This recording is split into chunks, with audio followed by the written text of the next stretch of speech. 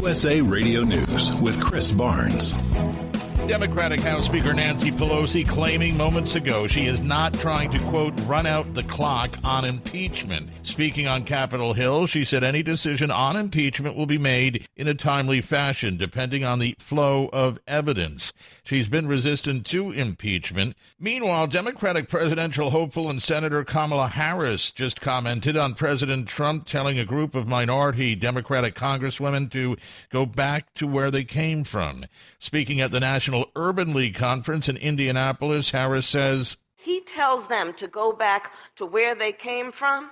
We're not going back. And in fact, I'll tell y'all where we're going. We're going to the White House. Originally expected today, President Trump is now to sign a bill on Monday to extend funding to sickened 9/11 first responders. And this is USA Radio News. Moments ago, we told you about House Speaker Nancy Pelosi discussing the impeachment issue. Now, Pelosi is also criticizing Republican Senate Majority Leader Mitch McConnell for having blocked legislation that would have boosted election security. Our electoral system is the heart of the matter of our democracy, and yet the Republicans still continue to say no need to protect that.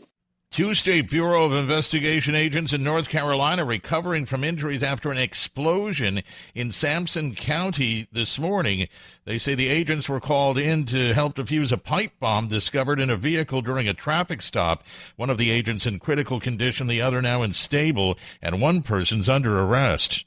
The nation's economic growth slowing a bit in the year's second quarter, but not by as much as analysts had forecast. The Commerce Department says the GDP growth from April through June was 2.1%.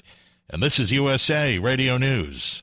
Legislatively, we're a step closer to not having to worry about another government shutdown anytime soon. As we hear from USA Radio's Robin Walensky. On Capitol Hill, the House approves a budget and debt limit deal before lawmakers go out on vacation. Without objection, the motion to reconsider is laid on the table.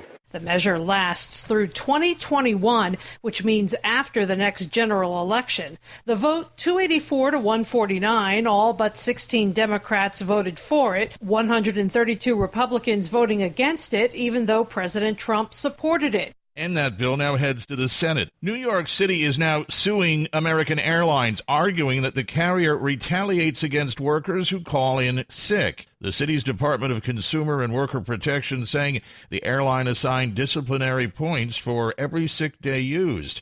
The suit claiming that American didn't pay sick leave at the required rate either. That suit is seeking $375,000 in restitution for about 750 workers. The airline denies all the claims. And a petition to move Hollywood, second time I've done that this morning, the petition to move Halloween is nearing its goal of 75,000 signatures. More than 62,000 people have signed the Change.org petition saying Halloween should be moved from October 31st to the last Saturday of the month for safety. For USA Radio News, I'm Chris Barnes.